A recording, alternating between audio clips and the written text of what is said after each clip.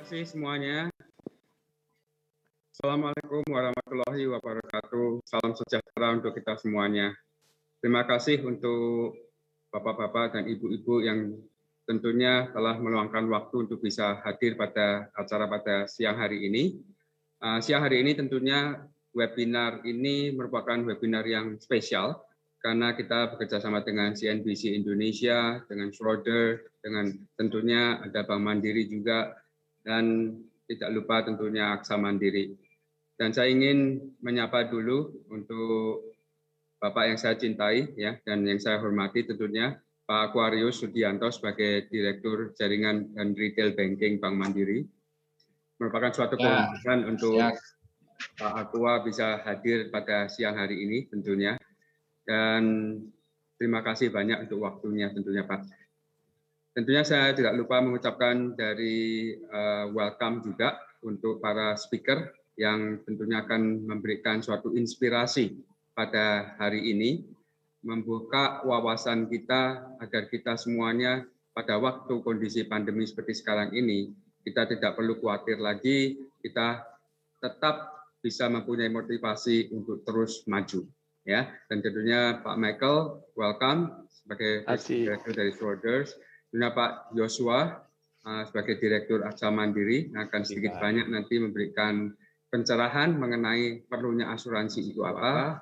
Dan kemudian tentunya dari pelaku kesehatan sendiri, Dr. Aryo Agung, yang akan memberikan juga sedikit banyak tips-tips apa yang harus kita lakukan pada waktu pandemi seperti sekarang ini.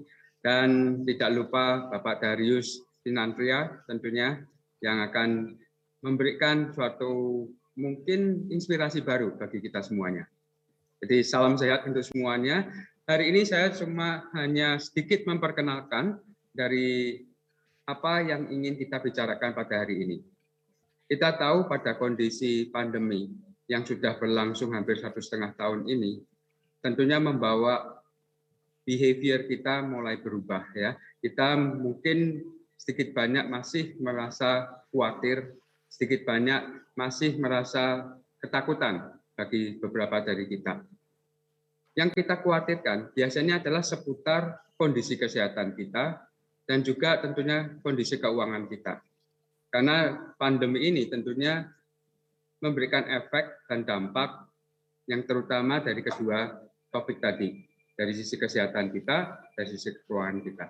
Nah, kalau kita lihat dari sisi kesehatan kita, apa saja yang harus kita lakukan di situ? Tentunya kita semuanya berharap jangan sampai kita kena COVID-19. Tapi yang lebih penting adalah bagaimana memitigasi risikonya kalau seandainya kita sampai kena. Karena itu lebih penting, karena kita tahu bahwa kita tidak tahu kapan kita bisa kena. Karena sudah mulai kita lihat lagi perubahan dari situasi seperti sekarang ini, di mana sekeliling kita sudah banyak yang memang terekspos dan terkena. Jadi makanya seberapa berhati-hatinya kita harus tetap berjaga-jaga dengan memitigasi kalau sampai saya terkena, siap nggak kita? Ya itu adalah yang sangat penting. Nah siap ini adalah dari dua sisi.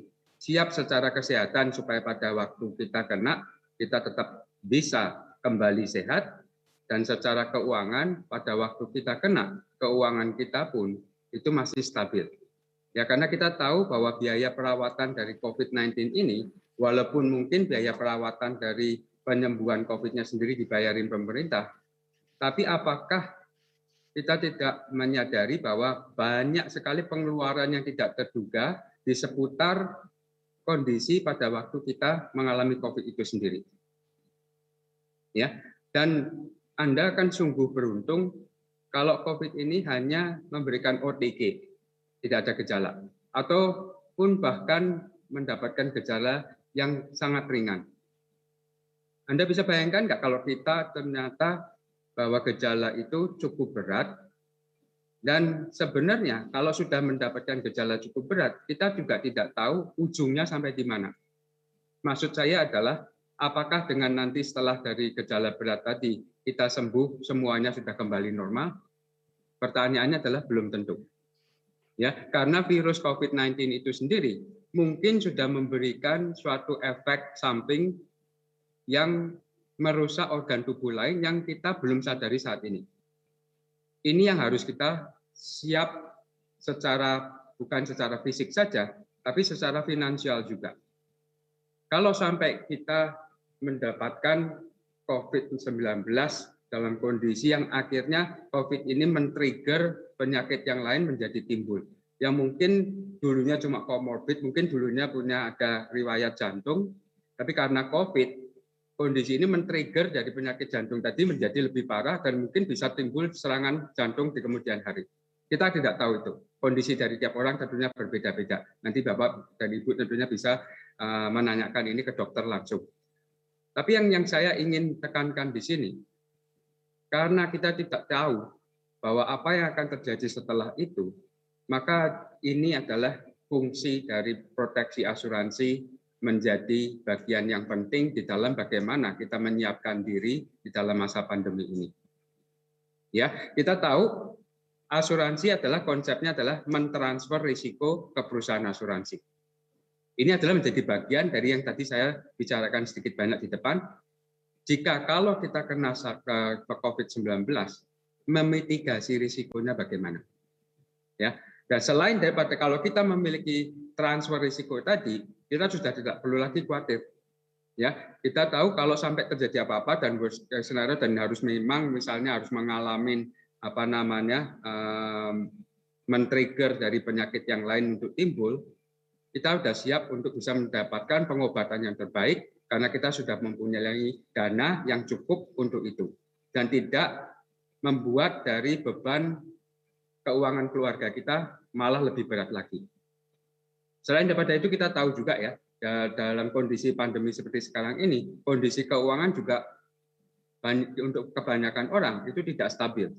Ya, mungkin income-nya juga kena efek karena bisnisnya turun, ya atau mungkin dari customer-nya juga sudah berubah. Nah, ini juga perlu kita antisipasi. Nah, ini tentunya kita nanti akan banyak mengkombinasikan apa fungsinya dari asuransi ini sendiri dan apa fungsinya untuk kita mengetahui bagaimana kita bisa memanage aset kita, mengelola aset kita supaya dalam kondisi pandemi kita tetap memiliki kestabilan dan balancing between dari risiko dan hasilnya sendiri. Saya kira itu, saya nggak mau panjang lebar dan tentunya welcome sekali lagi. Mari kita simak berpartisipasi dalam acara webinar ini.